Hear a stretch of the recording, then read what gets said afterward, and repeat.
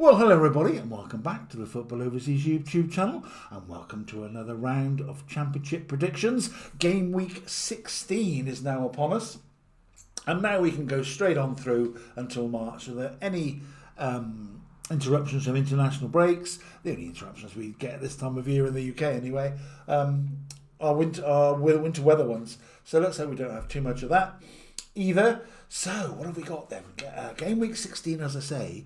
And between now and the 1st of January, there are 10 matches for all the teams to play.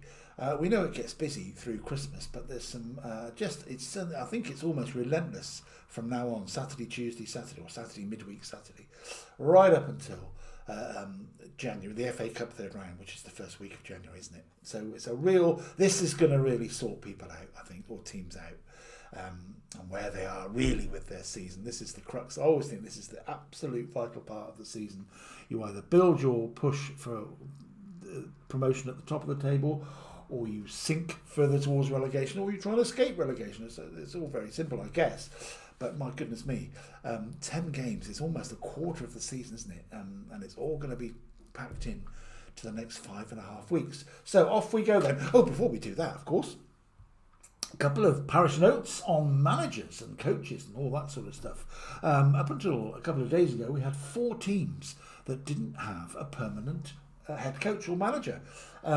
Norwich, Middlesbrough, Southampton and Swansea. With Swansea parting company with Alan Sheehan. After the last round of matches, they had a really thumping home defeat, as I recall, against Ipswich. So they parted company with Alan Sheehan and have yet to fill the post. A bit of sort of irony on that is Middlesbrough are about to fill their post, we think, with Kim Hellberg. Now, I don't know him. I've not heard of him. He's apparently been managing, he's Swedish, and he's been managing in a Swedish side called Hammarby. But that is coming to an end, I believe. And he was in talks. The reason I said it related it to Swansea, he was in talk with Swansea last weekend. And goodness me, Middlesbrough came calling or turned his head. Goodness knows how what they said to him, but he thought, no, I'm going to turn my back on Swansea and head to see what Middlesbrough have got to say. Nothing certain yet on either count. But it does look like Kim Hellberg will be unveiled as the Middlesbrough head coach before the next match on Saturday. So that leaves Southampton and Norwich. And Norwich have filled their vacancy. They have gone for Philippe Clement, who some of you will, I'm sure most of you will all remember, he was the head coach of Rangers not so long ago. Did quite well in Europe with them, as I recall, but just didn't grab the domestic scene for some reason. That's all a bit vague. I didn't really follow Rangers that much, but I just remember him. He had some good European nights out there with them, I think. So he is now installed as the new head coach at Norwich, and it really was, wasn't it? Almost a sad torture to watch the demise of Liam Manning in the end. He tried his best, but 7 home defeats, and it was the 7th home defeat that took him out, that just made Norwich go over the top, go over the edge, and they had to replace him. That leaves Swansea. Now, Swansea have promoted on a temporary basis at the moment. Tonda Eckhart, I hope I've got that right. He's come back from the under-21s following the dismissal of Will Still. So he has had a couple of wins. So he's bought himself and the club a little bit of time while they consider their options. What are their options? Well, we don't quite know. Haven't heard too much about who might be going to Southampton. Gary O'Neill seems to have distanced himself from everybody at the moment. He has been in the frames practically for all 4 of those clubs at some point, I think. Others have as well. So there we go. That's the managerial merry-go-round, which is spinning wildly at the moment, as you can see. So we will see if there's any new manager bounce on a couple of those games maybe, or teams maybe. You know what happens sometimes when a new man comes in, new voice, all of that. So let's get stuck in then. Coventry flying high at the top. Sheffield Wednesday will be at the bottom for a good period of time if they can't get rid of that deficit too quickly. And it really is just, as always, cramming up, tightening up in the middle of the table. 29 points, the second place team, Middlesbrough, and 14th place West Brom, for example, only 8 points behind them. So, so much, every point counts, as we know. Oh, okay, let's get stuck in Friday, Saturday, and a very big game on Sunday this coming weekend. We'll talk about that when we get to it. I'm sure some of you already know what that is. Right, we start on Friday night, and it's Preston End will be taking on Blackburn Rovers, so a Lancashire derby on a cold, frosty Friday night to get us underway. And Preston doing really well, aren't they? Still holding on to 4th place. A bit of a surprise, I guess, but I think I did say at the start of the season, they just made those astute signings I keep talking about, and they're coming out to fruition. They're doing really well. Blackburn keep promising a few things and then taking a step backwards, and they took a step backwards by losing to Derby last time out. Preston had a creditable draw down at Millwall. I think Preston will come back and get going straight away. I think they're going to nick this one. It'll be a tight game. It's a sort of Lancashire-ish derby. And it's going to, I think Preston will take the points. Preston End 2, Blackburn 1. My take on that. Then we have, as usual, 3 12:30 kickoffs on the Saturday. The first of those is Bristol City against Swansea. Normally Bristol clubs and Welsh clubs sort of have this sort of local feel to it, but there's 100 miles between Bristol and Swansea or thereabouts. So I don't see this one as a derby, but there's always a bit of a flavour to it. England, Wales, all that sort of stuff, and it's just the other side of the Severn, the River Severn, if you like. So Bristol City then, what are they up to? They had a creditable draw at Watford, having had a couple of very dodgy results. I watched that game at Watford. They did pretty well, really, considering Watford were on a flyer of 4 home wins on the trot, and Bristol City were having a bit of a tough run. So a good point on the road, and Swansea got lumped by Ipswich, which caused the change of manager. I think Bristol City will want to get back, and they've got some players coming back, I was hearing today. So I think they might just take this one and get back on the winning route at home. Bristol City 2, Swansea 0. Down to the valley we go for Charlton against Southampton. Now, Southampton sticking with their under-21 promotee as their coach, and Charlton doing really well, as we know, under Nathan Jones. Goodness me, I couldn't think of his name for a moment. Sorry, Nathan. Yes, so Nathan Jones is doing fabulously down at Charlton. They just slipped down to 9th, but it's not a slip, is it? It's 3 points behind the 5th place team, for goodness sake, or 4th place team. So it's hardly a slip, but I think they might slip up here. I think Southampton have just started to create a bit of a different atmosphere for themselves. It was getting a bit stressful under Will still, I think, towards the end. So I'm going to take them to go to Charlton and inflict a rare home defeat on the Charlton boys. Charlton 1, Southampton 2. Coventry, high-flying Coventry, as no 5 points clear. Whatever happens, they'll be top going into next week.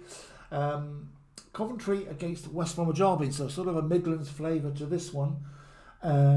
Coventry played Stoke, if you recall, in what was first against second, or second against first as it actually was, and Coventry won it late on with an absolutely fantastic goal. I forget the guy's name now, I should have remembered that, but it was a scissor kick, not unlike Scott McTominay scissor kick for Scotland against Denmark this week, very similar to that. So Coventry was a goal that would have graced any match in any level of football. So they came out on top in that big game. I think they'll come out on top in this one. West Brom just struggling a great deal at the moment. 14 points, but they really they did win against Oxford though last time out, so they got to win against get them breathing space, because they were going a bit too close for comfort to the line. Coventry City 3, West Bromwich Albion 1 to get to the absolute point of that. So there we go. That's the 3 12:30s. On to the 3 o'clocks, and it takes us to Birmingham and Norwich City. Now, will Norwich have any sort of bounce with their new head coach, Philippe Clement? Birmingham went down to Middlesbrough last time out. Oh, they're managerless and still are at the moment. But as I say, there's a headline coming on that one. And Norwich went down to their 7th home defeat. It was just one home defeat, or one defeat too many for the Norwich hierarchy. And they reluctantly, to be fair, party company with Liam Manning. It just didn't work out, did it, unfortunately. Perhaps he was trying a bit too hard, having, been headhunted a little bit, hometown boy. All became, perhaps too many factors were influencing that. I think Norwich, though, Philip Clement, will he have a bounce? I don't think he'll get a winning bounce, but he'll get a point, I believe. On the road at Birmingham. Birmingham City 1, Norwich City 1. Now, Derby County, never mind Coventry, Derby County, 5 wins on the trot. The form team, if you did a form table now, they'd be top. And Derby are flying. They are playing Watford, who you just don't quite know what they're going to do. They looked pretty good, although I said Bristol City deserved their point. Watford did show, especially in the first half, showed some really good football style. It's a style that's different to a lot of teams, I think. It's energy, it's physical, but it still has a grace about it. It's quite strange, I thought, when I watched it. That's me. So I think Derby here might just find Watford a little hot to handle. I think it'll be goals, but I'm going to take a scoring draw. And to stop the Derby run, dare I to say that, Derby 2, Watford 2. Ipswich against Wrexham. Ipswich put 4 past Swansea, as I say, against Wrexham, who won a narrow win at home to Charlton. I think there'll be goals about in this one, because Wrexham do give it a go wherever they turn up. They're not goals. They do have some games at times that suddenly spurt into life. This could be one of those games. I'm going to take Ipswich to sneak the home win. But there'll be a few goals around to entertain those cold, brave goal people at Ipswich on Saturday. Ipswich 3, Wrexham 2. Leicester against Stoke. Now, again, a sort of a Midlands area feel to it, hasn't it? Leicester, as I say, inflicting the defeat on Norwich. Stoke, as I say, went down to an not unlucky goal, but unlucky to go down to a goal of that quality in such a big match. Or any match, really, to be fair. I think this will be neither side wanting to give way too much. Leicester having a couple of decent wins recently. Stoke wanting to keep that pressure on the top two. I think both sides will probably, certainly Stoke will probably shake hands on a draw. I'm going to take a Leicester spotted 0-0. Leicester City 0, Stoke 0. 4 to go. Oxford against Middlesbrough, as I say. Middlesbrough may well be unveiling a new head coach by the time they go onto the field. We don't know that for certain, but it feels that way. It looks that way, rather. And Oxford lost to West Brom. They're still flattering to deceive a little bit. They win, and then they go back a couple of steps. They're just above the drop line at the moment. So I think Middlesbrough will go down there and do a job. Fresh back after there, and if they've got a new man in charge as well, that will definitely be the bounce factor. Oxford 1, Middlesbrough 3. Now we have Portsmouth versus Millwall. Goodness me, I better batten down the hatches on Saturday around these parts. Postcode team, of course, as people know. Yes, it's Portsmouth versus Millwall. No love lost between these two sides, I can assure you. But on the pitch is what counts, and that's where we want to focus. Millwall had that 1-1 draw with Preston at home, having had a thumping defeat, didn't they, not so long ago against Birmingham.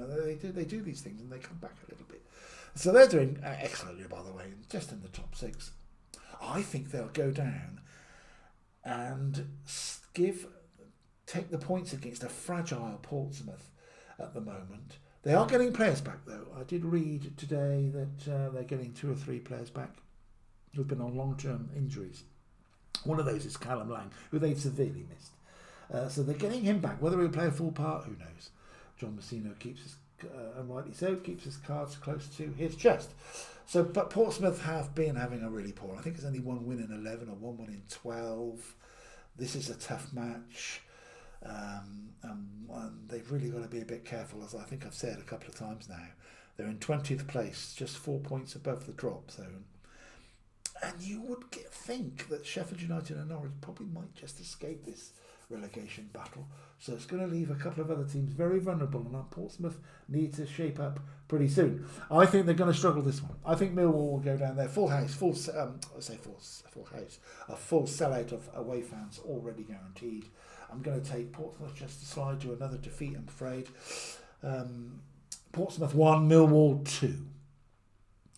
Queen's Park Rangers versus Hull City. Now, Queen's Park Rangers are up and down.